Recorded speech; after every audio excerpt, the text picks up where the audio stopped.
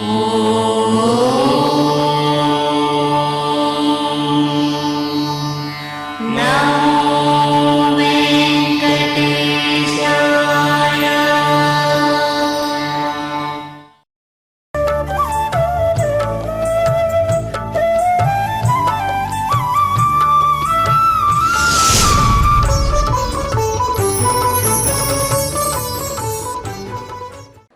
నమో వెంకటేశాయ. ఏడుకొండలవాడ వెంకటరమణ గోవింద గోవింద. శ్రీ శ్రీనివాస శ్రీ వెంకటేశ గోవింద గోవింద. కలియుగ ప్రత్యక్ష దైవం శ్రీనివాస పరబ్రహ్మ అనుగ్రహ విశేషంతో శ్రీమన్ మహాభారతంలోని ఆది పర్వంలో విశేషాలు మనం తెలుసుకుంటున్నాం యథాశక్తి. ముందుగా ఆచార్యుల వారు సంకల్పాన్ని పఠింపజేస్తారు మనందరి చేత. ఓం నమో వెంకటేశాయ. విఘ్నేశ్వర ధ్యానం విఘ్నేశ్వర ధ్యానం శుక్లాంబరధరం విష్ణుం శుక్లాంబరధరం విష్ణుం శశివర్ణం చతుర్భుజం శశివర్ణం చతుర్భుజం ప్రసన్నవదనం ధ్యాయేత్ ప్రసన్నవదనం ధ్యాయేత్ సర్వవిఘ్నోపశాంతయే సర్వవిఘ్నోపశాంతయే. శ్రీనివాస ధ్యానం శ్రీనివాస ధ్యానం నమస్తుభ్యం మహాదేవ నమస్తుభ్యం మహాదేవ. నారాయణ కృపానిధే నారాయణ కృపానిధే పాహి మాం ఫణిశైలేశ పాహి మాం ఫణిశైలేశ. భక్తబంధో దయానిధే భక్తబంధో దయానిధే.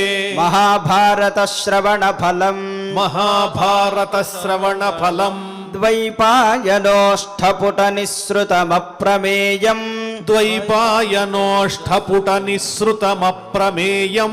పుణ్యం పవిత్రమథ పాపహరం శివం చ పుణ్యం పవిత్రమథ పాపహరం శివం చ. యో భారతం సమధిగచ్చతి వాచ్యమానం యో భారతం సమధిగచ్చతి వాచ్యమానం. కిం తస్య పుష్కరజలైరభిషేచనేన కిం తస్య పుష్కరజలైరభిషేచనేన. అథ సంకల్పః అథ సంకల్పః శ్రీమదాదివరాహ క్షేత్రే శ్రీమదాదివరాహ క్షేత్రే విరాజమానస్య విరాజమానస్య దేవదేవోత్తమస్య దేవదేవోత్తమస్య జగద్రక్షణార్థం జగద్రక్షణార్థం అవతీర్ణస్య అవతీర్ణస్య శ్రీమదఖిలాండకోటి శ్రీమదఖిలాండకోటి బ్రహ్మాండనాయకస్య బ్రహ్మాండనాయకస్య శ్రీవేంకటేశ్వర స్వామినః శ్రీవేంకటేశ్వర స్వామినః అనుగ్రహ ప్రసాదేన అనుగ్రహ ప్రసాదేన సర్వేషాం సర్వేషాం భక్తజనానాం భక్తజనానాం ఆధివ్యాధి ఆధివ్యాధి నివృత్తి ద్వారా నివృత్తి ద్వారా ఆయురారోగ్య ఆయురారోగ్య ఐశ్వర్యాభివృద్ధ్యర్థం ఐశ్వర్యాభివృద్ధ్యర్థం విశూచికా విశూచికా క్రిమిజనిత క్రిమిజనిత సమస్త సమస్త దుష్ప్రభావ దుష్ప్రభావ నివారణార్థం నివారణార్థం సర్వారిష్ట సర్వారిష్ట నివృత్తి ద్వారా నివృత్తి ద్వారా సకల శ్రేయోభివృద్ధ్యర్థం సకల శ్రేయోభివృద్ధ్యర్థం ధర్మార్థ ధర్మార్థ కామమోక్షాఖ్య కామమోక్షాఖ్య చతుర్విధ చతుర్విధ పురుషార్థ ఫల సిద్ధ్యర్థం పురుషార్థ ఫల సిద్ధ్యర్థం వాంగ్మనః కాయ వాంగ్మనః కాయ ప్రవర్తిత ప్రవర్తిత అనేక జన్మాఘ అనేక జన్మాఘ నిబర్హణార్థం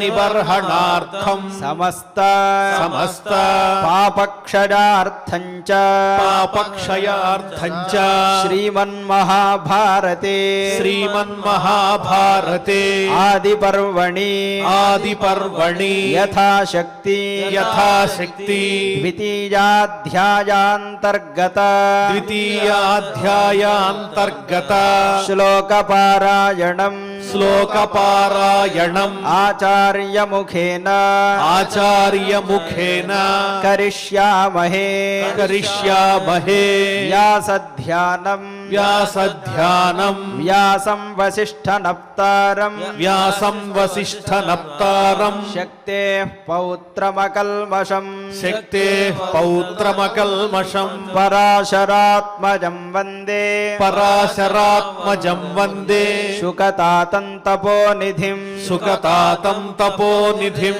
వ్యాసాయ విష్ణురూపాయ వ్యాసాయ విష్ణురూపాయ వ్యాసరూపాయ విష్ణవే వ్యాసరూపాయ విష్ణవే నమో వై బ్రహ్మనిధయే నమో వై బ్రహ్మనిధయే వాసిష్ఠాయ నమో నమః వాసిష్ఠాయ నమో నమః అచతుర్వదనో బ్రహ్మ అచతుర్వదనో బ్రహ్మ ద్విబాహురపరో హరిః త్రిబాహురపరో హరిః అఫాలలోచన శంభుః అఫాలలోచన శంభుః భగవాన్ బాదరాయణః భగవాన్ బాదరాయణః నారాయణం నమస్కృత్య నరం చైవ నరోత్తమం దేవీం సరస్వతీం వ్యాసం తతో జయముదీరయేత్. ఆది పర్వంలో విశేషాలు మనం తెలుసుకుంటున్నాం. పర్వ సంగ్రహ పర్వంలోని విశేషాలు. ఆ పర్వ సంగ్రహ పర్వంలో ప్రస్తుతం కర్ణ పర్వాన్ని మనం సంక్షిప్తంగా అవగతం చేసుకుంటూ ఉన్నాం. శ్రీకృష్ణ పరమాత్మ ఒక యజ్ఞాన్ని ప్రారంభం చేశాడు. ఏమిటా యజ్ఞము అంటే భారత మహాసంగ్రామమే. కౌరవులు పాండవులు ఇద్దరూ కూడా పరస్పరం యుద్ధం చేసుకుని కొన్ని లక్షల మంది ఆ యుద్ధంలో మహాయోధానుయోధులైనటువంటి పరాక్రమోపేతులైన రాజులు కానీ భటులు కానీ అందరూ కూడా సంహరింపబడ్డారు.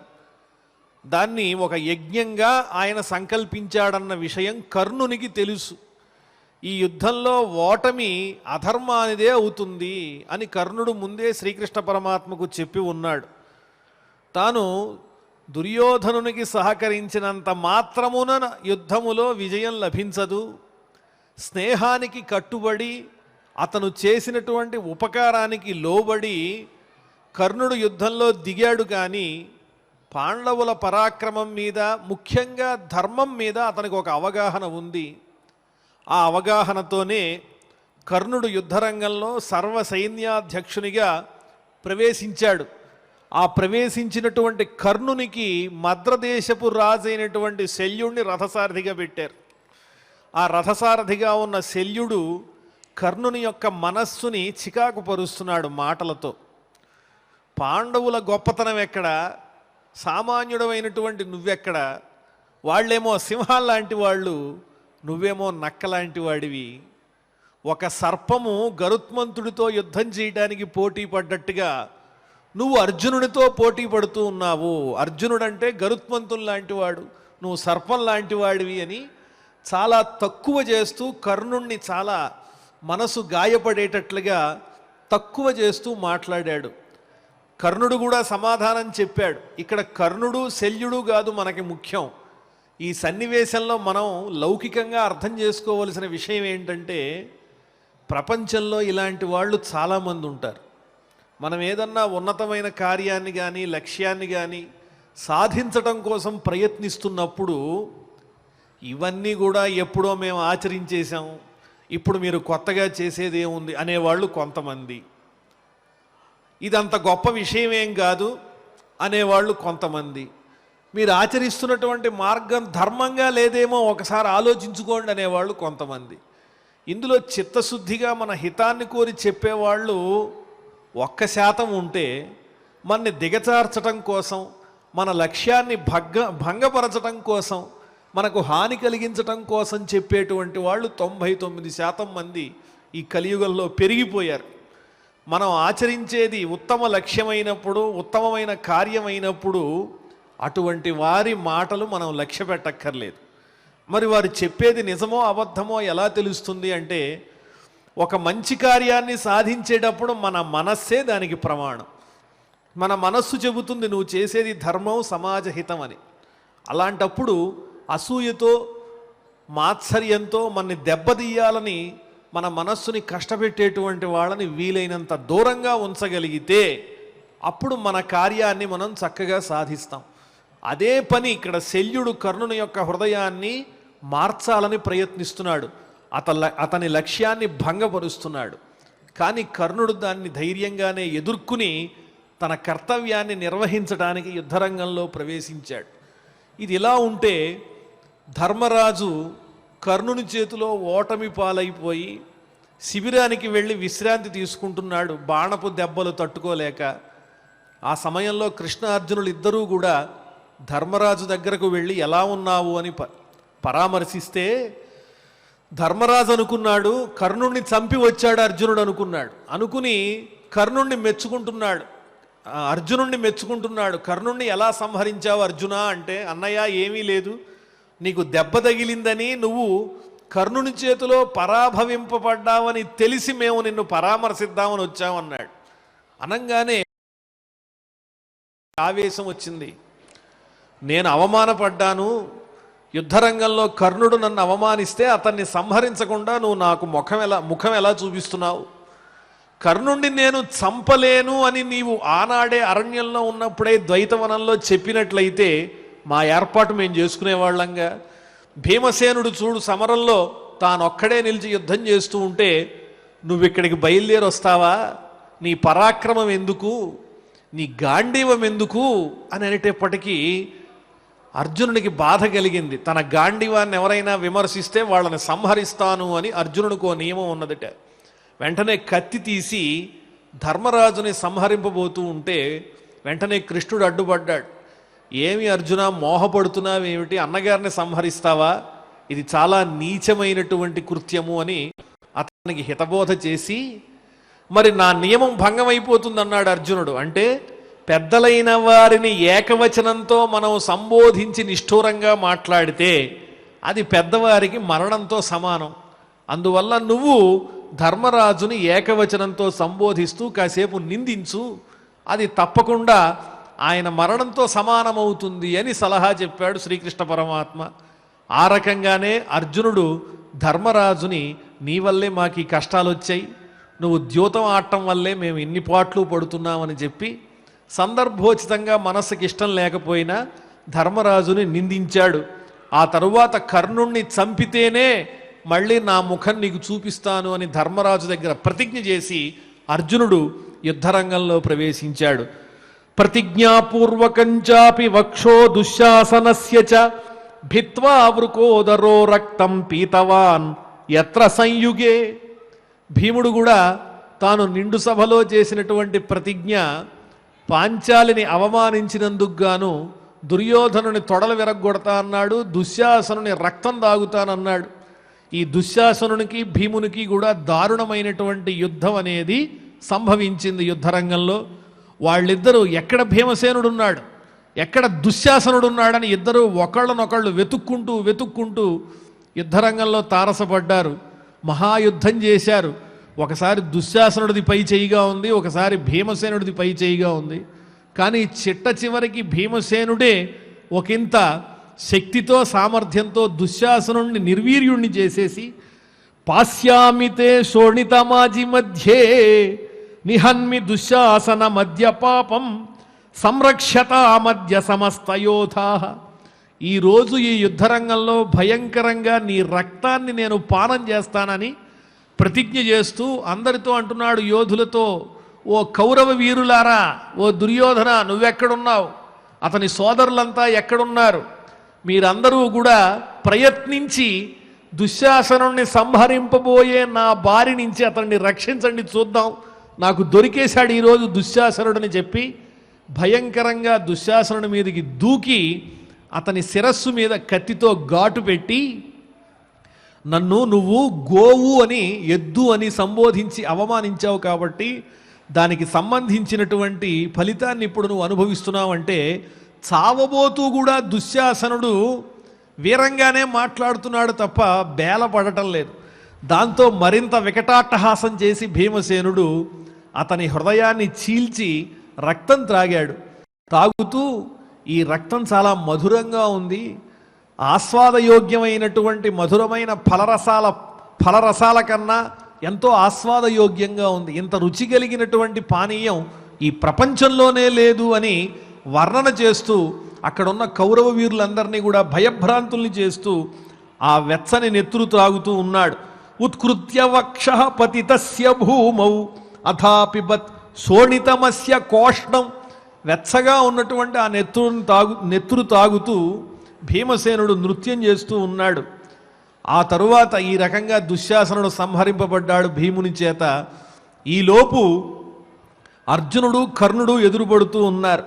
ద్వైరథేయత్ర పార్థేన హతఃకర్ణో మహారథ అష్టమం పర్వ నిర్దిష్టం తద్భారత చింతకై. ఇద్దరూ కూడా రథం మీద అటు ఇటు నుంచుని కర్ణార్జునులు ఇద్దరూ కూడా యుద్ధానికి సంసిద్ధమవుతూ ఉన్నారు శ్రీకృష్ణ పరమాత్మ సన్నిధిలో. ఆ సందర్భంలో ఒక విచిత్రం జరిగింది. పాతాళలోకంలో ఒక సర్పరాజు ఉన్నాడు. ఆ సర్పరాజు పేరు అశ్వసేనుడు అనేటువంటి వాడు. అశ్వసేనుడు ఒకప్పుడు ఖాండవ వనంలో ఉండేవాడు. ఆ ఖాండవ వనంలో ఉన్నప్పుడు ఏం జరిగిందంటే కృష్ణార్జునులు ఇద్దరూ కూడా విహారానికి వెళ్ళారు. అప్పుడు అగ్నిదేవుడు వచ్చి ఖాండవ వనాన్ని నేను దహించాలి అని ప్రార్థిస్తే అతనికి ఆరోగ్యాన్ని చేకూర్చటం కోసం, అగ్నిమాంద్యం పోగొట్టడం కోసం శ్రీకృష్ణార్జునులు ఇద్దరూ కూడా దేవేంద్రాదులతో యుద్ధం చేసి ఖాండవ వనాన్ని అగ్నిదేవుడు దహించేటట్టుగా సహకరించారు.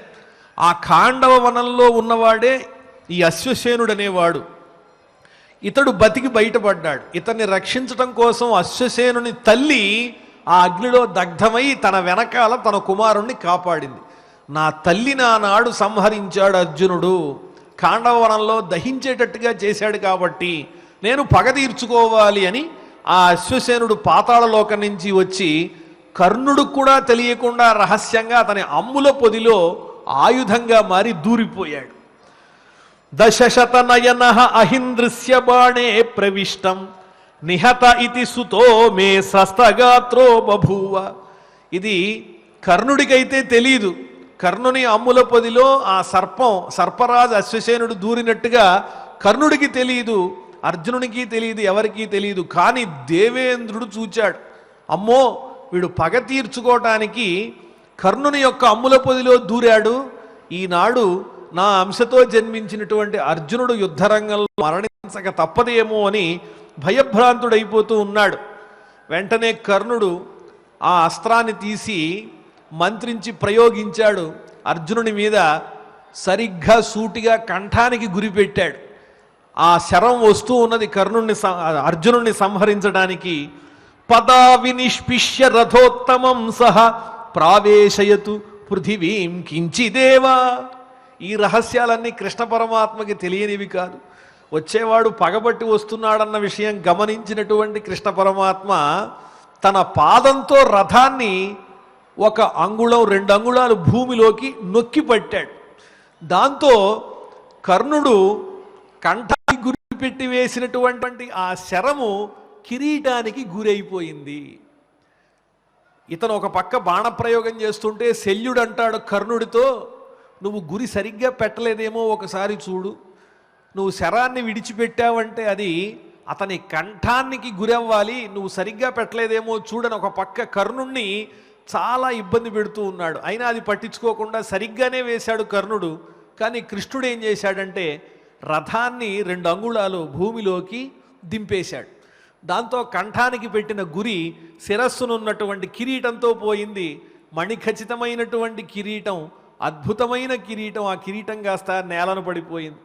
అయినప్పటికీ కూడా అర్జునుడు ఏమాత్రము సందేహపడకుండా వెంటనే తన దగ్గర ఉన్నటువంటి తెల్లని వస్త్రాన్ని తీసి ఉష్ణీషంగా తలకి కట్టుకుని యుద్ధంలో విజృంభిస్తూ ఉన్నాడు. అలా తెల్లని ఉష్ణీషాన్ని ధరించినటువంటి అర్జునుణ్ణి తిక్కన వారు చక్కగా వర్ణించారు. శృంగము లేని నీలగిరి చెల్వున క్రీడి కిరీటహీనుడయ్యుల్ కనుపట్టె వెల్లతల యొల్లియ మౌళి దృఢంబుగా నమర్చన్ కురునాథ పూర్ణ శశి చెన్నున పూర్వమహీధరంబు కాంతిన్ కడ సన్నయందము ప్రతీతముగాగ నటించు చాట్పునన్. ఎలా ఉన్నాడు అర్జునుడు అంటే నల్లని రూపంతో ఉన్నాడు. అతని దేహకాంతి నల్లగా ప్రకాశిస్తోంది. కిరీటమేమో మణులతో ప్రకాశించేటువంటి కిరీటం వల్ల అతను విరాజమానంగా ఉండేవాడు. ఆ కిరీటం జారిపోగానే తెల్లని ఉష్ణీషం కట్టేటప్పటికీ అర్జునుడేమో నల్లని కొండలాగా ఉన్నాడు. అతను కట్టినటువంటి ఉష్ణీషం తెల్లని వస్త్రం ఎలా ఉంది అంటే ఉదయాద్రి మీద నుంచి పైకి వస్తూ అప్పుడే ఉదయిస్తున్నటువంటి చంద్రుని కాంతితో ప్రకాశిస్తూ ఉంది. అర్జునుడేమో నల్లనైనటువంటి ఉదయాద్రి అయితే ఆయన శిరస్సునున్న తెల్లని వస్త్రమేమో అందంగా చంద్రబింబంలాగా ప్రకాశిస్తూ ఉన్నది అని తిక్కన వారు చక్కగా వర్ణించారు. ఆ రకంగా వీరుడై అర్జునుడు కర్ణునితో యుద్ధంలో పాల్గొంటూ ఉన్నాడు. ఈ సందర్భంలోనే ఆ కర్ణుని యొక్క రథం కాస్త భూమిలో కూరుకుపోతూ ఉంది. ఆ సమయంలో కర్ణుడు కొన్ని నీతి వాక్యాలు చెబుతాడు. కవచం లేనివాడు, ఆయుధం లేనివాడు, ఇబ్బందిలో ఉన్నవాడు, అటువంటి వాణ్ణి అస్త్రాలతో కొట్టకూడదు అర్జున అంటే అప్పుడు కృష్ణుడు అన్నాడు, నువ్వు ఈ నీతులన్నీ చెప్పదగినటువంటి వాడివి కాదు. 5 భర్తలు కూడా ఇప్పుడు దాసులైపోయారు, నువ్వు పతి లేని దానివి, ఇంకొక పతిని ఎంచుకో అని నిండు సభలో ద్రౌపదిని గురించి అవమానంగా మాట్లాడిన కర్ణుడికి ఈనాడు నీతులు చెప్పేటువంటి అధికారమే లేదు అని చెప్పి వెంటనే బాణప్రయోగం చేయమన్నాడు. కర్ణుడు అద్భుతమైనటువంటి శస్త్రంతో ఆ కర్ణుడిని కాస్త యుద్ధరంగంలో సంహరించాడు. ఇక్కడ వ్యాఖ్యానంలో పెద్దలు ఒక చక్కని విషయం చెప్పారండి. త్రేతాయుగంలో అయితే సుగ్రీవుడు వాలి ఉన్నారు. సుగ్రీవుడేమో ఎవరి కుమారుడు? సూర్యకుమారుడు. వాలేమో ఇంద్రకుమారుడు. ఇప్పుడు ద్వాపర యుగంలోకి వచ్చేటప్పటికి కర్ణుడేమో సూర్యకుమారుడయ్యాడు, అర్జునుడేమో ఇంద్రకుమారుడయ్యాడు. త్రేతాయుగంలో అధర్మం చేసిన ఇంద్రకుమారుడైనటువంటి వాలిని రామచంద్రమూర్తి శ్రీ మహావిష్ణువు సూర్యుడికి సహకరించి సూర్యపుత్రుని ద్వారా అక్కడ సంహరింపజేశాడు. ఇక్కడ అధర్మపక్షంలో ఉన్న సూర్యకుమారుడు, సూర్యుని అంశతో జన్మించినటువంటి కర్ణుణ్ణి ఇంద్రకుమారుడైనటువంటి అర్జునునికి సహకరించి అతన్ని సంహరింపజేశాడు. ఇక్కడ సూర్యుడైనా ఇంద్రుడైనా వారు ఆచరించేటువంటి ధర్మాన్ని బట్టి పరమాత్మ ఎప్పుడూ ధర్మపక్షంలో ఉంటాడు తప్ప ఒకరికి పక్షపాతంతో సహకరించడం అనేటువంటిది భగవంతుడి దృష్టిలో ఉండదు. శౌరిరైంద్రిం నిజఘ్నే ప్రాగిదానీం తద్విపర్యయ సహాయో హంతురీశాన పక్షపాత వివర్జిత. అందువల్ల మనం కూడా ఈ సన్నివేశం ద్వారా తెలుసుకోవలసినటువంటి ముఖ్య విషయం ఏంటంటే ధర్మాన్ని ఆచరించటమే తప్ప మన వెనకాల ఉన్నటువంటి ఒక ఆధారాన్నో అధర్మమైనటువంటి సహకారాలను ఐశ్వర్యాన్నో నమ్ముకుని మనం గనక అధర్మ మార్గంలో వెళ్ళినట్లయితే పరమాత్మ శిక్షిస్తాడు తప్ప మనని రక్షించడు అనే విషయాన్ని తెలుసుకోవాలి. ఏకోన సప్తతి ప్రోక్తా అధ్యాయా కర్ణపర్వణి చత్వార్యేవ సహస్రాణి నవశ్లోక శతాని చ చతుషష్టి తథా శ్లోకా పర్వణ్యస్మిన్ ప్రకీర్తితా. ఇంత అద్భుతమైనటువంటి కర్ణపర్వంలో ఎన్ని శ్లోకాలు ఉన్నాయి, ఎన్ని అధ్యాయాలు ఉన్నాయి అనేవి మనకి తెలియజేస్తూ ఉన్నారు. మొత్తం 69 అధ్యాయాలు ఉన్నాయి, 4964 శ్లోకాలు ఉన్నాయి. చాలా అద్భుతంగా వర్ణించారు. అర్జునుడు కూడా కర్ణుణ్ణి సంహరించేటప్పుడు తన మనస్సులో తలుచుకుంటాడు, నేనే గనక నిజంగా సత్యమైన తపస్సు చేసి ఉంటే, గురువులను అందరినీ కూడా గౌరవించి ఉన్నట్లయితే, స్నేహితులతో నిజమైనటువంటి స్నేహాన్ని నేను ఆచరించి ఉన్నట్లయితే, భగవంతుడు నేను చేసేది ధర్మమని తలచినట్లయితే ఈ ఆయుధంతో కర్ణుడు మరణించుగాక అని అస్త్రాన్ని ప్రయోగిస్తాడు. తపోస్తి తప్తం గురవశ్చ తోషితా. అంటే ఈ వృత్తాంతంలో మనం తెలుసుకోవలసినటువంటి విషయం ఏమిటి అంటే ఆపద నిజంగా సమీపించినప్పుడు మనం చేసినటువంటి ధర్మము, సహాయము, నిష్కల్మషమైనటువంటి బుద్ధి మాత్రమే మనని రక్షిస్తుంది. అందువల్లనే అర్జునుడు నిజంగా 2-3 సార్లు ఓడిపోయేటువంటి పరిస్థితిని ఎదుర్కొన్నప్పటికీ కూడా ధర్మాన్ని అనుసరించి శ్రీకృష్ణ పరమాత్మ పక్కనే ఉండి కాపాడాడు అర్జునుణ్ణి.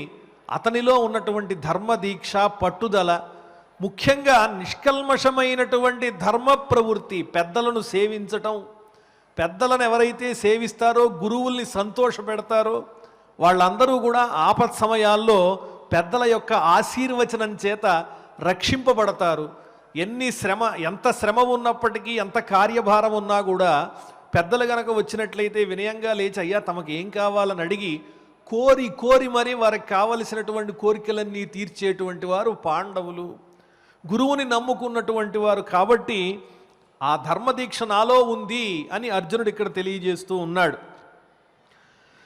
అతఃపరం విచిత్రార్థం శల్యపర్వ ప్రకీర్తితం హత ప్రవీరే సైన్యేతు నేతా మద్రేశ్వరో భవతు యత్ర కౌమారమాఖ్యానం అభిషేకస్య కర్మ చ వృత్తాని రథయుద్ధాని కీర్త్యంతే యత్ర భాగశః. కర్ణపర్వం పూర్తయిపోయిన తర్వాత శల్యునికి సైన్యాధ్యక్షునిగా పట్టం కట్టాడు దుర్యోధనుడు. శల్యుడు యుద్ధరంగంలో ప్రవేశిస్తూ ఉన్నాడు, మద్రరాజాధిపతి. అప్పుడు కృష్ణ పరమాత్మ అన్నాడు ధర్మరాజుతో, ధర్మరాజా ఇంతవరకు యుద్ధం అంతా కూడా జాగ్రత్తగా సాగిపోయింది. భీష్ముడు వెళ్ళిపోయాడు, ద్రోణాచార్యుడు వెళ్ళిపోయాడు, కర్ణుడు వెళ్ళిపోయాడు. కానీ శల్యుడు చాలా దారుణమైన పరాక్రమం గలవాడు. ఇతడు మాత్రం నీ వంతు, జాగ్రత్తగా అతన్ని నీవే మట్టు పెట్టాలి. గాంగేయుని కుంభజున్ కర్ణున్ గడచితిమింకా ఉద్ధురుండగు మద్రేషున్ కూల్పుము అంత తోట తెగున్ కురుపతి పని జయంబు కొనుము కడంకన్. ఈ మద్రదేశాధిపతి అయినటువంటి శల్యుణ్ణొక్కడిని గనక నువ్వు జయించావంటే దుర్యోధనుడు రెక్కలు లేని పక్షి అయిపోతాడు, ఇంకా అతని పక్కన సామర్థ్యం ఉండదు, మనం దుర్యోధనుణ్ణి జయించినట్లే అని ధర్మరాజుని బాగా ప్రోత్సహించి పంపిస్తాడు. ఇదే సందర్భంలో ఆ శల్యునితో యుద్ధం చేసి తాను ఎప్పటి నుంచో జాగ్రత్తగా పూజించి రక్షించినటువంటి చక్కని శక్తి ఆయుధాన్ని ధర్మరాజు శల్యుని మీద ప్రయోగించి అతన్ని సంహరిస్తాడు. ఆ ఆయుధం కూడా అతని దేహంలోకి వెళ్ళి అవతల వైపు నుంచి బయటకు వస్తుంది. ఆ రకంగా శల్యుడు కూడా మరణించిన తర్వాత దుర్యోధనుడు యుద్ధరంగంలో ఇంకా ఏమీ చెయ్యలేని పరిస్థితిలోకి వచ్చేస్తాడు. వినాశః కురు ముఖ్యానాం శల్యపర్వణి కీర్త్యతే శల్యస్య నిధనంచాత్ర ధర్మరాజాన్ మహాత్మనః యత్ర కౌమారమాఖ్యానం అభిషేకస్య కర్మ చ వృత్తాని రథయుద్ధాని కీర్త్యంతే యత్ర భాగశః. మద్రేశ్వరుడైనటువంటి శల్యుడు మరణించిన తర్వాత ఇంకా మిగిలింది ఏమిటి అంటే దుర్యోధనునకు భీమునకు గదాయుద్ధం మాత్రమే. ఆ సందర్భంలో దుర్యోధనుడు ఏం చేస్తాడు, ఎవరికీ తెలియకుండా వెళ్ళిపోయి ఒక మడుగులో దాక్కుంటాడు. జలస్తంభన విద్యతో తనకు జలం వల్ల ఏ అపకారం లేకుండా అందులో దాక్కుంటాడు. కానీ ఈ విషయం పాండవులకు తెలిసిపోతుంది. అదే సందర్భంలో 42 రోజుల పాటు తీర్థయాత్ర చేసి యుద్ధానికి ఏ రకమైన సంబంధం లేకుండా పాండవులకు కానీ కౌరవులకు కానీ ఏ రకంగానూ సహాయం చెయ్యలేను అని ఆలోచించినటువంటి బలరాముడు తీర్థయాత్రలకు వెళ్ళాడు. అతను 42 రోజుల తర్వాత తిరిగి వచ్చి ఈ భీమునకు దుర్యోధనునకు జరిగేటువంటి గదాయుద్ధాన్ని చూడాలి అని ఉత్సాహపడుతూ ఉంటాడు. ఈ బలరాముడి సన్నివేశం రాగానే జనమేజయ మహారాజు ప్రశ్నిస్తున్నాడు వైశంపాయనుణ్ణి, అయ్యా బలరాముడు తీర్థయాత్రలు చేశారన్నారు కదా, ఆ వృత్తాంతం సంక్షిప్తంగా చెప్పండి అంటే మళ్ళీ ఆ వృత్తాంతాన్ని కూడా వైశంపాయనుడు ఇలా జనమేజయునికి చెప్పాడు అని సూత మహర్షి సౌనకాది మహర్షులందరికీ కూడా తెలియజేస్తూ ఉన్నాడు. ఏమిటా వృత్తాంతము అంటే సోమతీర్థం అనే చోట కుమారస్వామి యొక్క వృత్తాంతం అంతా తెలియజేశారు. పూర్వం పార్వతీ పరమేశ్వరులకు జన్మించినటువంటి తేజస్సు చేతనే సంహరింపబడే తారకాసురుని యొక్క వృత్తాంతము. ఆ తారకాసురుడి దెబ్బలకు భయపడిపోయినటువంటి దేవతలంతా కూడా పరమేశ్వరునకు సంతానం ఎప్పుడు కలుగుతుంది అని ఎదురు చూస్తూ ఉన్నారు. ఆ సందర్భంలోనే దైవవశం చేత పార్వతీ పరమేశ్వరుల వివాహం జరిగింది. పరమేశ్వరుని యొక్క దివ్యమైనటువంటి తేజస్సు అగ్నిదేవుడు ధరించాడు. అగ్నిదేవుడు ఆ తేజస్సుని తీసుకుని వెళ్ళి తాను భరించలేక గంగానదిలో ప్రవేశపెట్టాడు. ఆ గంగానది కూడా ఆ తేజస్సుని భరించలేక హిమవత్ పర్వత ప్రాంతంలో రెల్లుగడ్డి మీద ఆ తేజస్సుని విడిచిపెడితే ఆ తేజస్సే 6 ముఖాలతో కుమారస్వామిగా ఆవిర్భవించింది. అతన్ని చూచి దేవతలంతా కూడా ఎంతో ఆనందించారు. ఆ తరువాత కుమారస్వామి దేవతలు తనకిచ్చినటువంటి దివ్యమైనటువంటి శక్తి సంపదతో పరమేశ్వరుని యొక్క లీలా వైభవంతో తారకాసురుని సంహరించి లోకశాంతిని జరిపాడు. అది సోమతీర్థం దగ్గర ఉన్నటువంటి గొప్పతనము అని జనమేజయ మహారాజుకి వైశంపాయనుడు చెప్పాడు. అదేవిధంగా వినాశః కురు ముఖ్యానాం శల్యపర్వణి కీర్త్యతే శల్యస్య నిధనంచ అత్ర ధర్మరాజాన్ మహాత్మనః శకునేశ్చ వధోత్రైవ సహదేవేన సంయుగే. శల్యపర్వంలో అనేక మంది వీరులు, మిగిలిన వాళ్ళంతా దాదాపు మరణించారు. కురువీరులు. ధర్మరాజే శల్యుణ్ణి సంహరించాడు. శకుని మాయాద్యూతంతో పాండవులందరినీ కూడా మభ్యపెట్టి మోసం చేసినటువంటి శకుని సహదేవుని చేతిలో మరణాన్ని పొందాడు. సైన్యేచ హతభూయిష్టే కించిచ్ఛేషే సుయోధనః హ్రదం ప్రవిశ్య యత్రాసౌ సంస్తభ్యాపో వ్యవస్థితః. సైన్యమంతా మరణించంగానే దుర్యోధనుడు వెళ్ళి నీళ్లలో దాక్కున్నాడు. ఎంతవాడికైనా మృత్యుభయం అనేది ఉంటుంది కదా. అందరూ మరణించినా దుర్యోధనుడి మనసులో ఒక కోరిక, ఎప్పటికైనా కుట్ర చేసి నేను పాండవుల్ని జయింపకపోతానా అని. ఎవరూ లేరు తోడు. సంజయుడు వచ్చాడు అక్కడికి. సంజయుడు వస్తే రహస్యంగా సంజయుడికి కబురు పెట్టాడు దుర్యోధనుడు. ప్రస్తుతం కాలం బాగాలేదు, పాండవులు ఇప్పుడు విజయాన్ని సాధించేశారు, కొంతకాలం నేను ఈ మడుగులో దాక్కుని ఇక్కడి నుంచి ఎక్కడికైనా తప్పించుకుని పోయి సమయాన్ని చూసి పాండవుల్ని దెబ్బ కొడతాను, ఈ విషయం మా నాన్నగారు ధృతరాష్ట్రుడికి చెప్పు అని సంజయుడి ద్వారా కబురు పంపిస్తాడు. అంటే వాళ్ళలో జీవితాశ చావలేదు, రాజ్యం మీద కాంక్ష చావలేదు. అందువల్లనే సుభాషితాల్లో భర్తృహర్ అంటాడు, జాతిరియాతు రసాతలం గుణగణస్తత్రాప్యధో గచ్చతాత్ శీలం శైలతటాత్ పతత్వభిజన సందహ్యతాం వన్హిన శౌర్యే వైరిణి వజ్రమాసు నిపతత్వర్ధోస్తు నః కేవలం ఏనైకేన వినా గుణా తృణలవప్రాయా సమస్తాయిమే. నన్ను అనుసరించి వస్తున్నటువంటి మా జాతి ఉందే, ఇదంతా కూడా సర్వనాశనం అయిపోని పాతాళానికి తొక్కబడని, నాకేమీ నష్టం లేదు. మనిషికి ఉండేటువంటి నైతిక విలువలు ఉంటాయి. ఏ సందర్భంలో ఎలా ప్రవర్తించాలి, మర్యాద, మన్నన, ఇవన్నీ కూడా గుణాలనేటువంటివి, నాలో ఉన్న గుణాలు కూడా సర్వనాశనం అయిపోని ఇంకా సత్స్వభావము, సచ్చరిత్ర అనేటువంటిది ఉంటుంది. 10 మంది మనని చూడంగానే ఇతను మంచివాడు అనుకునే భావం. 10 మంది మంచి అనుకుంటే మనకేం కలిసి వస్తుంది? కాబట్టి మనకి నచ్చిన అధర్మ మార్గంలోనైనా కూడా మనం ఐశ్వర్యాన్ని సంపాదించడమే ప్రధానం తప్ప మనని మంచి అనుకున్నారా చెడు అనుకున్నారా అనేది నాకొద్దు. కాబట్టి శీలం శైలతటాత్పతతు, పర్వతాగ్రం మీద నుంచి సచ్చరిత్ర అనేది కింద పడిపోయినట్లుగా నేను అధోగతి పాలైనా పర్వాలేదు, నా శీలం పాడైపోయినా పర్వాలేదు, అభిజన సందహ్యతాం బంధిన, నా స్నేహితులంతా కూడా అగ్నిలో పడి తగలడిపోయినా నాకు పర్వాలేదు. అలాగే అభిమానం అనేది ఉంటుంది కదా ప్రతి ఒక్కరికి. అది ఎటువంటిది అంటే గొప్పది. ఆ గొప్పదైనటువంటి పరాక్రమం అనే శౌర్యం మీద వజ్రాయుధం లాంటిది ఒక పెద్ద ఆయుధం వచ్చి పడి నా అభిమానాన్ని, నా పరాక్రమాన్ని చెడగొట్టినా పర్వాలేదు. అంటే దీంట్లో ఉన్న భావం ఏంటంటే నన్ను అందరూ కూడా గొప్పగా అనుకోవసరం లేదు, నాకు అభిమానం అనేది కూడా అక్కర్లేదు, నా అభిమానం 10 మంది దెబ్బగొట్టినా పర్వాలేదు, కానీ నాకు డబ్బుంటే చాలు. అర్ధోస్తున కేవలం, ఎందువల్లంటే డబ్బు గనక లేకపోయినట్లయితే ఈ పైన చెప్పినటువంటి గుణాలు, సచ్చరిత్ర ఇవన్నీ కూడా గడ్డితో సమానము అని అర్థ పద్ధతిలో సుభాషితాల్లో తెలియజేశాడు భర్తృహరి. అదేవిధంగా ఈనాటి ప్రపంచంలో కూడా మనం చూస్తున్నది ఏమిటంటే సచ్చరిత్ర అవసరం లేదు, 10 మందిలో మంచి అనిపించుకోవక్కర్లేదు, ముందుగా మనకు కావాల్సింది ధనం. అది ఉంటే గనక మనం ప్రపంచాన్ని జయించగలమనేటువంటి భావనతోనే సమాజం అంతా కూడా సర్వనాశనం అయిపోతూ ఉన్నది. కాబట్టి వీటన్నిటికన్నా ఉత్తమమైనటువంటిది ఏమిటి అంటే పాండవుల్లో ఉన్న ధర్మదీక్ష, సత్ప్రవర్తన, గురుభక్తి, ఇవన్నీ కూడా ఈ దుర్యోధనుడు విడిచిపెట్టి రాజ్యకాంక్షతో పెద్దల్ని తోలనాడి సర్వనాశనం అయిపోయాడు. ప్రవృత్తిస్తత్ర చాఖ్యాత యత్ర భీమస్య లుబ్ధకై క్షేపయుక్తై వచోభిశ్చ ధర్మరాజస్య ధీమతః హ్రదాత్ సముత్థితో యత్ర ధర్తరాష్ట్రో అత్యమర్షణః.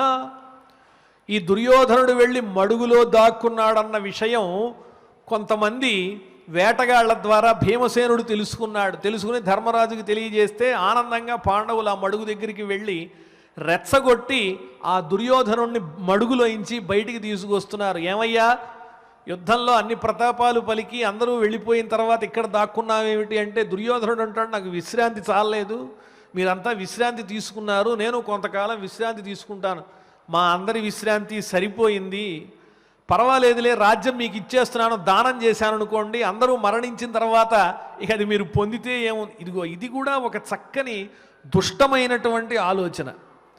ఎదుటివాడికి ఏదన్నా మంచి ప్రయోజనం కలుగుతుంటే అది విలువలేంది, నీకు వచ్చిందంతా మేము అనుభవించిందే, ఇదో పెద్ద విషయమా అన్నట్లుగా తిరస్కార భావంతో ఎదుటి వాళ్ళని మరణించేంత వరకు తన అధపాతాళంలో ఉన్నాను, నాలో వ్యక్తిత్వం లేదని తెలుసుకున్న నీచుడు కూడా ఉన్నతమైన వాళ్ళని ఇలాంటి మాటలతో దెప్పటం, వాళ్ళ మనస్సుని బాధ పెట్టేటువంటి ప్రయత్నం కూడా జరుగుతూ ఉంటుంది. ఇక్కడ అదే చేస్తున్నాడు ఈ దుర్యోధనుడు.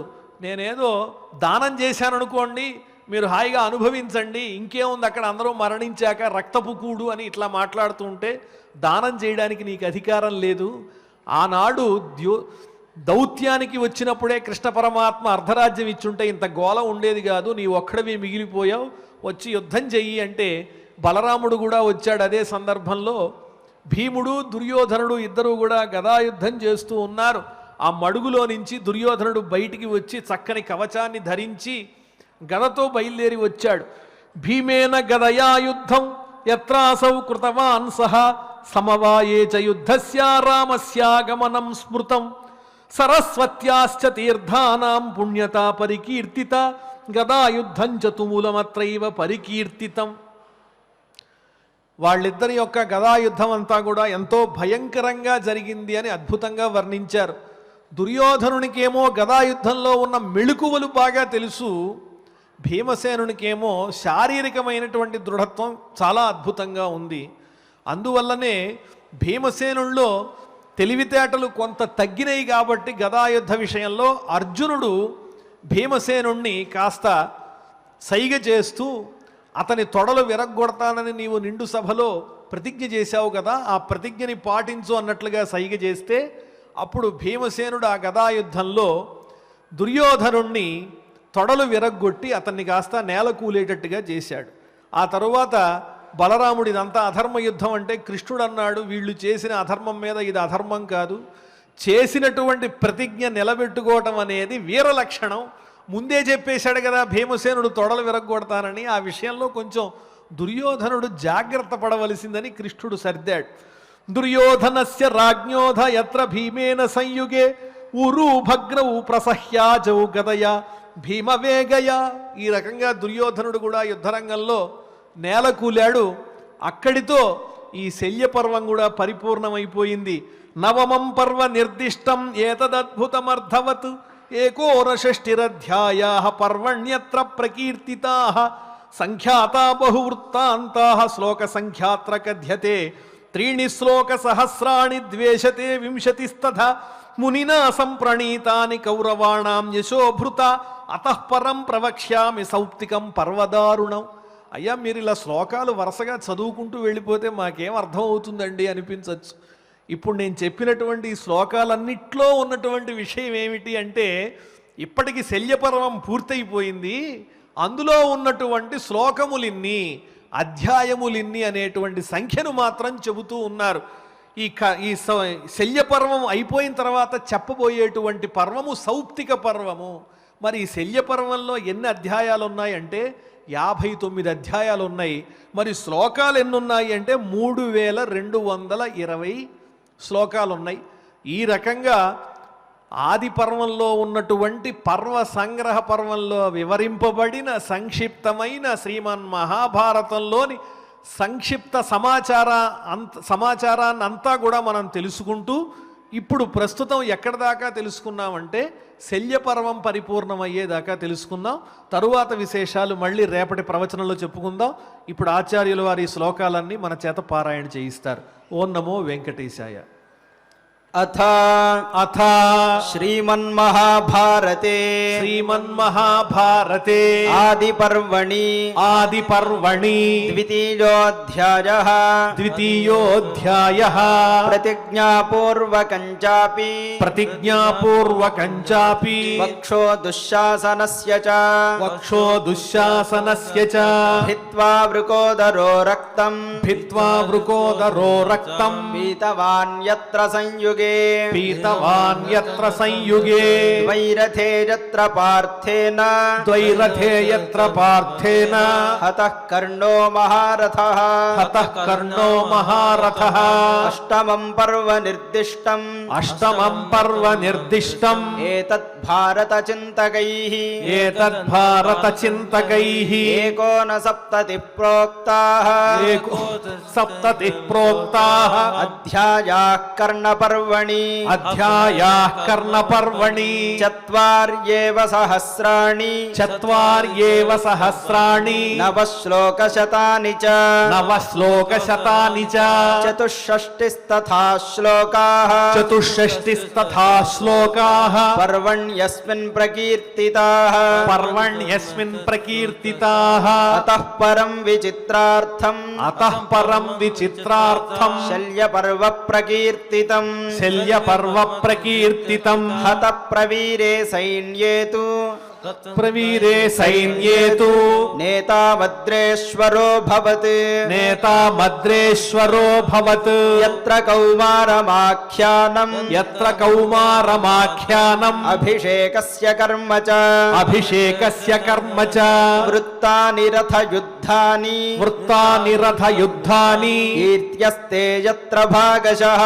कीर्त्यन्ते यत्र भागशः विनाशः कुरु मुख्यानाम् विनाशः कुरु मुख्यानाम् शल्यपर्वणि कीर्त्यते शल्यपर्वणि कीर्त्यते शल्यस्य निधनं चात्र शल्यस्य निधनं चात्र धर्मराजान् महात्मनः धर्मराजान् महात्मनः शकुनेश्च वधोत्रैव शकुनेश्च वधोत्रैव सह देवेन संयुगे सह देवेन संयुगे सैन्ये च हत भूयिष्ठे सैन्ये च हत भूयिष्ठे किञ्चिच्छिष्टे सुयोधनः किञ्चिच्छिष्टे सुयोधनः हरदं प्रविश्य यत्रासौ हरदं प्रविश्य यत्रासौ संस्तभ्यापो व्यवस्थितः संस्तभ्यापो व्यवस्थितः प्रवृत्तिस्तत्र चाख्याताः प्रवृत्तिस्तत्र चाख्याताः यत्र भीमस्य लुब्धकैः यत्र भीमस्य लुब्धकैः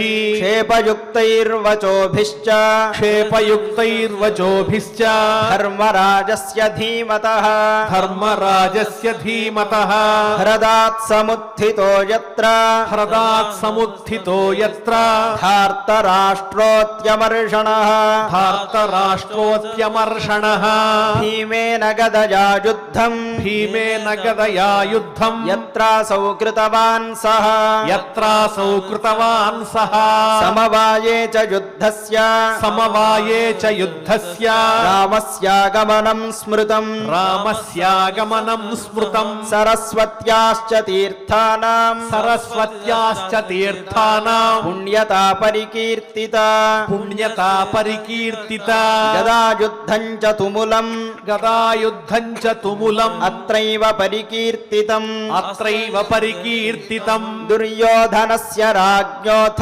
दुर्योधनस्य राज्ञोऽथ यत्र भीमेन संयुगे यत्र भीमेन संयुगे ऊरू भग्नौ प्रसह्याजौ ऊरू भग्नौ प्रसह्याजौ गदया भीमवेगया गदया भीमवेगया नवमं पर्व निर्दिष्टम् नवमं पर्व निर्दिष्टम् एतदद्भुतमर्थवत् एतदद्भुतमर्थवत् एकोनषष्टिरध्यायाः एकोनषष्टिरध्यायाः पर्वण्यत्र प्रकीर्तिताः पर्वण्यत्र प्रकीर्तिताः सङ्ख्याता बहुवृत्तान्ताः सङ्ख्याता बहुवृत्तान्ताः श्लोकसङ्ख्यात्र कथ्यते श्लोकसङ्ख्यात्र कथ्यते त्रीणि श्लोकसहस्राणि त्रीणि श्लोकसहस्राणि द्वेषते विंशतिस्तथा ద్వేషతే వింశతిస్తథా మునినా సంప్రణీతాని మునినా సంప్రణీతాని కౌరవాణాం యశోభృత కౌరవాణాం యశోభృత అతః పరం ప్రవక్ష్యామి అతః పరం ప్రవక్ష్యామి సౌప్తికం పర్వదారుణం సౌప్తికం పర్వదారుణం. పారాయణ కార్యక్రమాన్ని భక్తి శ్రద్ధలతో పరిపూర్ణం చేసుకున్నాం. ఇప్పుడు ఆచార్యుల వారు ప్రహేళిక భాగాన్ని అందిస్తారు.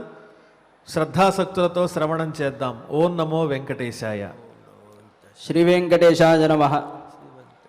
ఖలస్సర్షభమాత్రాణి పరచ్ఛిద్రాణి పశ్యతి ఆత్మనో బిల్వమాత్రాన్ని పశ్యన్నపి నపశ్యతి అని ఒక సుభాషితం ఉంది. చెడ్డవాడు వాడిలో ఉన్న మారేడు గింజంత దోషం ఉన్నా కూడా, మారేడు పండంత దోషం ఉన్నా వాడికి కనబడదట. అవతల వాళ్ళు ఆవగింజంత దోషం ఉన్నా దాన్ని పెద్దగా చూపిస్తూ ఉంటాడు. ఇందుకు నిదర్శనం ఎవరు అంటే కౌరవాదులు.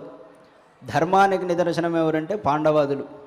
ధర్మాన్ని దెబ్బతీయడం కోసం ఎన్ని ఉపాయాలైనా చేస్తారు, పక్కవాడిది లాక్కోవడం కోసం ఏ విధంగానైనా ప్రవర్తిస్తూ ఉంటారు. అటువంటి వాళ్ళు వాళ్ళ దాకా వచ్చేసరికి నీతులు చెప్తూ ఉంటాడు. అందుకే కదా కృష్ణుడికి ఒకానొక కోపం వచ్చింది. కర్ణుడితో ఒకే మాట అంటాడు, నీలాంటి వాడు ధర్మం చెప్పడానికి తగడయ్యా, నిన్ను ఇలా చంపడమే సవ్యమైన తీరు అంటాడు. అర్జునుడితో అందుకే అలా బాణప్రయోగం చేయిస్తాడు తప్ప ధర్మబద్ధంగా చంపించలేక కాదు. ఈ మాట చెప్పకపోతే ఏమవుతుందంటే ఊరకే అంటూ ఉంటారు, ధర్మంగా చంపించలేదు, ధర్మంగా యుద్ధం చేయించలేదు అని. కృష్ణుడి ఆంతర్యం అది. అధర్మాత్ముడైన వాడిని అధర్మంగానే దెబ్బ కొట్టాలి అని చెప్పడం కృష్ణుడి ఉద్దేశ్యం. ఇది ఈనాటి భారతంలో సారం అనదగినటువంటి విషయం. ఈనాటి ప్రహేళిక భాగాన్ని పరిశీలిస్తే నిన్న క్షిప్రం విజానాతి అంటూ ఆరంభించుకున్నాం విదురనీతిని. విదురుడు ధృతరాష్ట్రుణ్ణి దెప్పి పొడుస్తూనే కొన్ని నీతి మాటలు చెప్తాడు. చిత్రం ఏంటంటే అవి ధృతరాష్ట్రుడికి నచ్చాయి. అదేంటో అర్థం కాదు. అంటే తిట్టడంలో కూడా ఒక నేర్పు అనేది ఉంటుంది అని విదురుని చూసి మనం నేర్చుకోవాలి.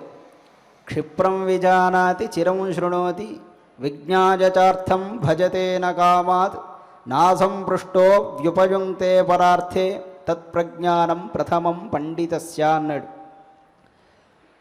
ధృతరాష్ట్రుడితో విదురుడు చెప్తున్నాడు, నాయన ధర్మరాజు గొప్ప పండితుడయ్యా. పండితుడి లక్షణాలు ఏంటంటే క్షిప్రం విజానాతి, చెప్పిన దాన్ని వెంటనే అర్థం చేసుకుంటాడు పండితుడంటే అన్నాడు. ఈ మాట ఎందుకన్నాడు తెలుసా? అది ధర్మరాజుకి సవ్యంగా సరిపోతుంది. లక్క ఇంట్లో పెట్టి పాండవులందరినీ తగలబెట్టేటప్పుడు విదురుడు ఒక సూచన చేశాడు, నాయన అడివంతా తగలబడిపోతున్నా కూడా కలుగులో ఉన్న ఎలక ఎలా అయితే రక్షింపబడుతుందో మనం అలా ఉండాలి అని చెప్తాడు. ఈ మాట అక్కడున్న చాలామందికి అర్థం కాదు. అంతెందుకు ధర్మరాజుకి తప్ప మిగిలిన వాళ్ళకు కూడా అర్థం కాదు పాండవుల్లోనే. కానీ ధర్మరాజుకి మాత్రమే అర్థమవుతుంది. దాన్ని బట్టి ధర్మరాజు బుద్ధి ఏంటో అర్థం చేసుకోవచ్చు. అందుకే క్షిప్రం విజానాతి, వెంటనే కనిపెట్టేస్తాడయ్యా ఉన్న విషయాన్ని. చిరం శృణోతి, తనకు తెలిసినా కూడా అవతలవాడు చెప్పేదాన్ని స్పష్టంగా వింటాడు. మొత్తం అంతా విని చివరికి వాడి మెళకువ, వాళ్ళలో ఉన్నటువంటి లొసుగేంటనేది కనిపెట్టేస్తాడు మెళకువతో. అంతేకాక విజ్ఞాయచార్థం భజతేన కామాతు, ఒక పనిని చేసేటప్పుడు ధర్మబద్ధమైన ప్రయోజనం కోసం చేస్తాడు కానీ చిన్న చిన్న కామంతో చేయడయ్యా అంటాడు. తర్వాత నాసంపృష్టోప్యుపయుంక్తే పరార్థే అంటాడు కదా, అవతలవాడు అడగకుండా పొరపాటును కూడా దేన్ని చెప్పడు. అదిగాక తన లొసుగును తాను ఎప్పుడు బయట పెట్టుకోడయ్యా. ఇది పండితుడికి ఉండే లక్షణం. ఇది సంపూర్ణంగా ధర్మరాజుకుంది అని చెప్పకుండా, అంటే ధర్మరాజు పేరు వాడకుండా ఈ విధంగా మాట్లాడుతూ ఉంటాడు అని ఇంకొక మాట అంటాడు. నాప్రాప్యమభివాంఛంతి నష్టన్నేచ్ఛంతి శోచితుం ఆపత్సు చ నముహ్యంతి నరాః పండిత బుద్ధజః అంటాడు. నాప్రాప్యమభివాంఛంతి, అప్రాప్యం నాభివాంఛంతి అంటే తనది కాని దానికోసం తనెప్పుడు ఆలోచించడు అన్నాడు. ఆ మాటలోనే ఇంకో అర్థం ఉంది. తనదైన దాన్ని విడిచిపెట్టడయ్యా పండితుడైన వాడు. తనకి ధర్మబద్ధంగా రావాల్సిన దానికోసం పోరాడతాడు. మనం నేర్చుకోవలసినటువంటి నీతి కూడా అదే. విదురనీతి అంటేనే అలా ఉంటుంది. అప్రాప్యం నాభివాంఛంతి, కాని దాన్ని ఆలోచించడు, తనదైన దాన్ని వదులుకోడు. రెండు గుణాలు చూపిస్తున్నాడు. ధర్మరాజు అలాంటి వాడంటే అలాంటివాడు. అందుకే సంజయుడు నిన్న మెత్తటి పులి ధర్మసూనుండి అంటాడు కదా, ధర్మసూతి మెత్తటి పులయ్య ధర్మరాజు. ఆయన లక్షణం ఇది సంజయుడు చెప్పాడు. ఇప్పుడు విదురుడు ఇలా అన్నాడు, నష్టం నేచ్ఛంతి శోచితం పోయిన దాని గురించి ఎప్పుడు ఏడవడయ్యా. అలాంటి గుణం గలవాడు పండితుడు అంటాడు. ఆపత్సుచ నముహ్యంతి, పండితులైనటువంటి వాళ్ళు ఆపదలు వచ్చినప్పుడు కంగారు పడరు అంటారు. అది ఆయన గుణంలో కనబడుతుందిగా. మనం మొన్ననే యక్ష ప్రశ్నలు పూర్తి చేసుకున్నాం. అందరూ చచ్చిపోయి అలా పడిపోయి ఉంటే ఎంత పెద్ద ఆపదది. ఆ సమయంలో స్థిరంగా అన్ని ప్రశ్నలకి సమాధానం చెప్పాడు. అంటే ఆపదల్లో ధైర్యాన్ని ధర్మరాజు కోల్పోలేదు కదా. అందుకని ధర్మరాజుకి ఈ విషయం వర్తిస్తుంది. ఆపత్సుచ నముహ్యంతి. చదరంగం ఆడేటప్పుడు మీరు గమనించండి, ఆడేవాడి కంటే కూడా చూసేవాడికి మంచి ఆలోచనలు వస్తూ ఉంటాయి. దానికి కారణం ఏంటంటే ఆడేవాళ్ళలో ఒక టెన్షన్ అనేది ఉంటుంది, ఒత్తిడి. చూసేవాడు ప్రశాంతంగా చూస్తూ ఉంటాడు కాబట్టి గొప్ప గొప్ప ఆలోచనలు వస్తూ ఉంటాయి. జీవితంలో కష్టం వచ్చినప్పుడు కానీ ఏదైనా ఒక ఆపద సమయం వచ్చినప్పుడు ఎక్కువగా ప్రశాంతంగా ఆలోచిస్తేనే వాటన్నిటికీ పరిష్కారాలు దొరుకుతాయి. అందుకే చెప్పడం ఆపత్సుజ నముహ్యంతి నరా పండిత బుద్ధడ, పండితులైనటువంటి వారి బుద్ధిలా ఉంటుందన్నారు.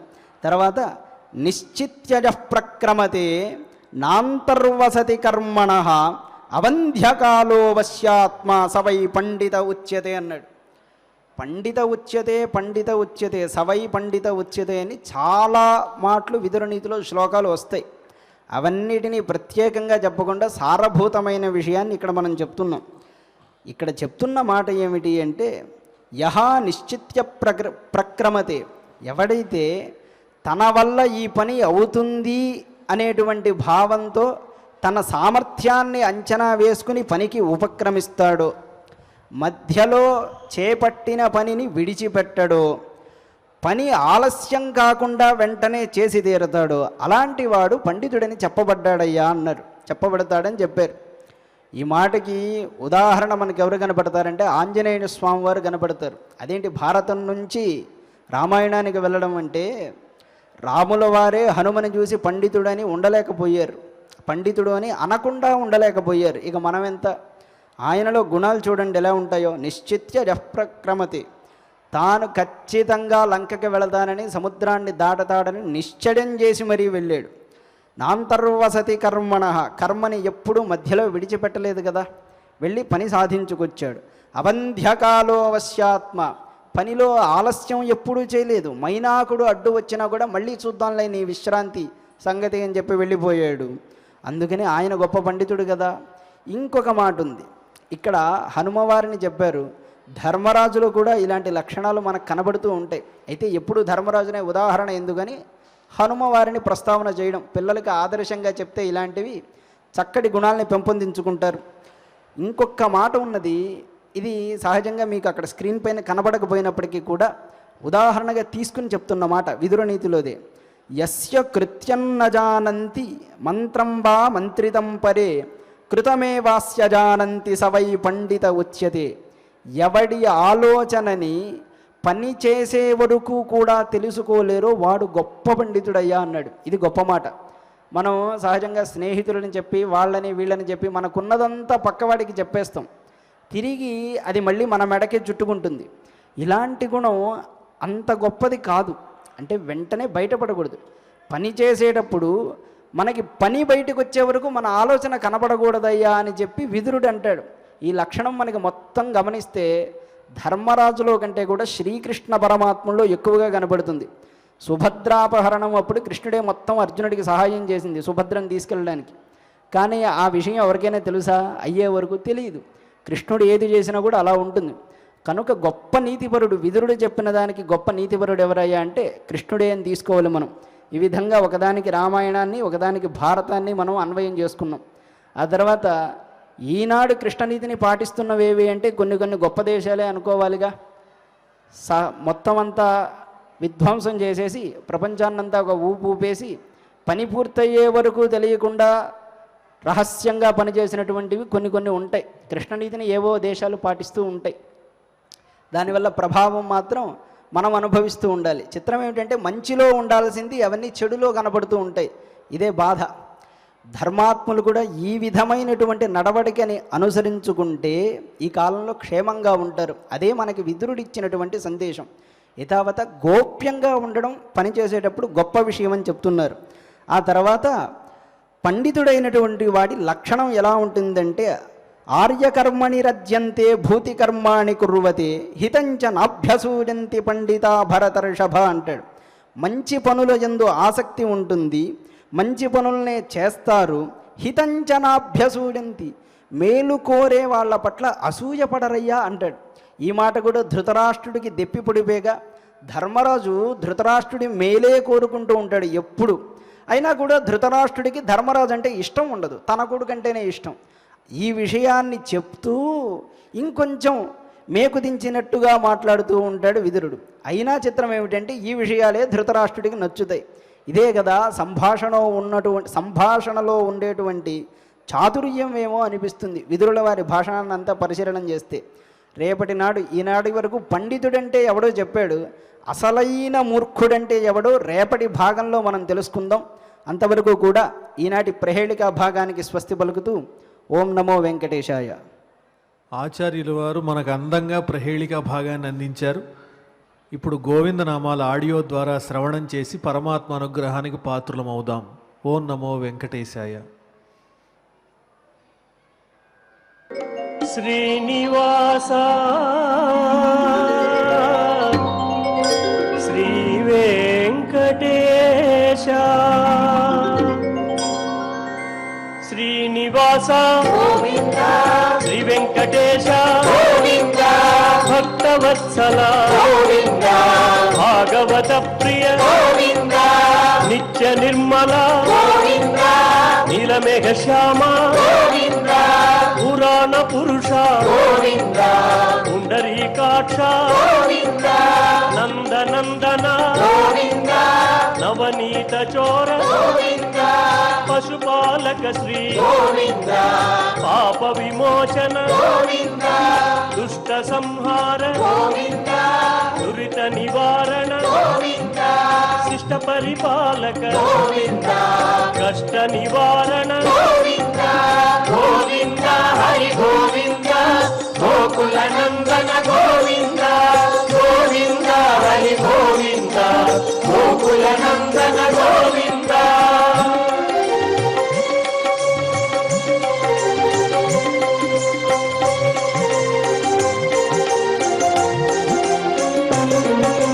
వజ్రమకుటధర గోవింద వరాహమూర్తి గోవింద గోపీ జనలోల గోవింద గోవర్ధనోద్ధార గోవింద దశరథ నందన గోవింద దశముఖమర్దన గోవింద పక్షివాహన గోవింద పాండవ ప్రియ గోవింద మత్స్యకూర్మ గోవింద మధుసూదన హరి గోవింద వరాహ నృసింహ గోవింద వామన భృగురామ గోవింద బలరామానుజ గోవింద బౌద్ధ కల్కిధర గోవింద వేణుగాన ప్రియ గోవింద వెంకటరమణ గోవింద గోవింద హరి గోవింద గోకుల నందన గోవింద గోవింద హరి గోవింద గోకుల నందన గోవింద.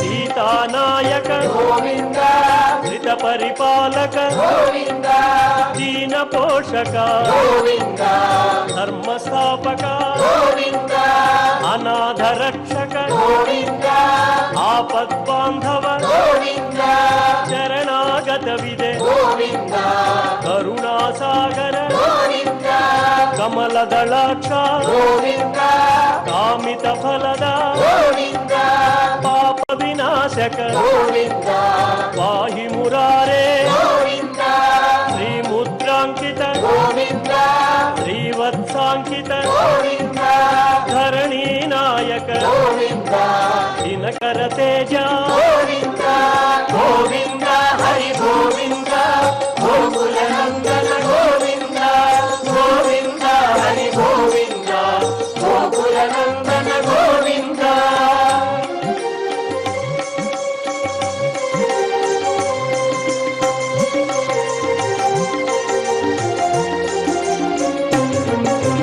పద్మావతి ప్రియ గోవింద ప్రసన్న ప్రసన్నమూర్తి అభయహస్త అక్షయ వరద శంఖ చక్రధర శాంగ గదాధర విరజాతిరస్థ విరోధి మర్దన సాలగ్రామధర సహస్రనామ లక్ష్మీ వల్లభ లక్ష్మణాగ్రజ కస్తూరి తిలక కాంచనాంబర గరుడ వాహన గజరాజ రక్షక గోవింద హరి గోవింద గోకుల నందన గోవింద గోవింద హరి గోవింద గోకుల నందన గోవింద.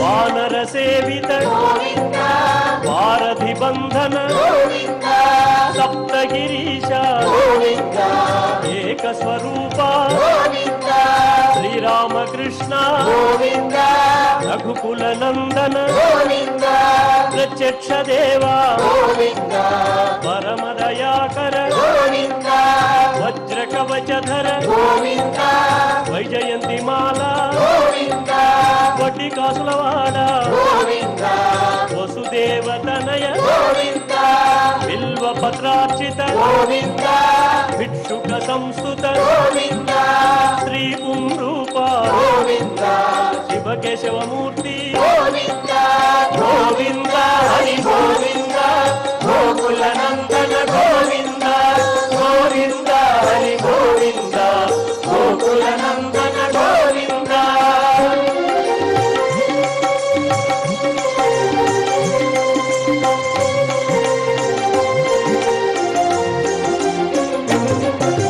బ్రహ్మాండ రూప భక్త రక్షక నిత్య కళ్యాణ నీరజనాభ అతిరామ ప్రియ హరి సర్వోత్తమ జనార్దనమూర్తి జగసాక్షి రూప అభిషేక ప్రియ ఆపన్నివారణ రత్న కిరీట రామానుజనుత స్వయం ప్రకాశ ఆశ్రిత పక్ష నిత్య శుభప్రద నిఖిల లోకేశ గోవింద హరి గోవింద గోకుల నందన గోవింద గోవింద హరి గోవింద గోకుల నందన గోవింద.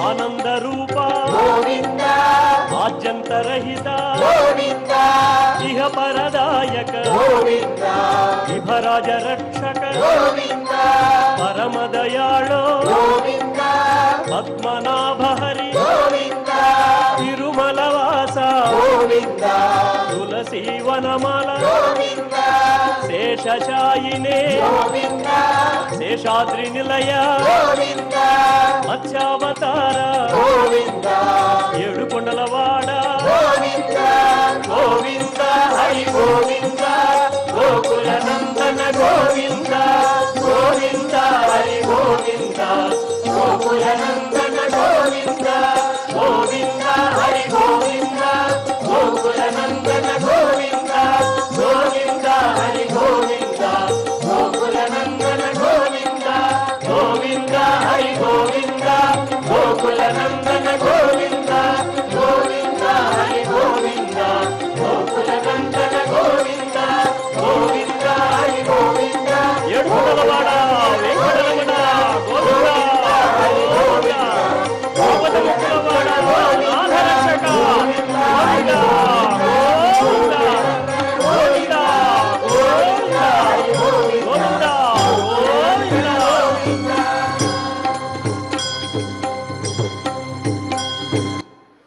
గోవిందనామాలు భక్తి శ్రద్ధలతో శ్రవణం చేశాం.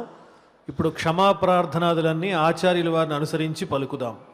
అథ క్షమా ప్రార్థనా యదక్షరపదభ్రష్టం మాత్రాహీనం చ యద్భవేత్ తత్సర్వం క్షమ్యతాం దేవ నారాయణ నమోస్తుతే. అథ లోకక్షేమ ప్రార్థనా సర్వే భవంతు సుఖినః సర్వే సంతు నిరామయాః సర్వే భద్రాణి పశ్యంతు మా కశ్చిద్ దుఃఖభాగ్ భవేత్. అథ భగవత్ సమర్పణం కాయేన వాచా మనసేంద్రియైర్వా బుద్ధ్యాత్మనా వా ప్రకృతే స్వభావాత్ కరోమి యద్యత్ సకలం పరస్మై నారాయణాయేతి సమర్పయామి. అథ మంగళం శ్రియః కాంతాయ కళ్యాణ నిధయే నిధయేర్థినాం శ్రీవేంకట నివాసాయ శ్రీనివాసాయ మంగళం.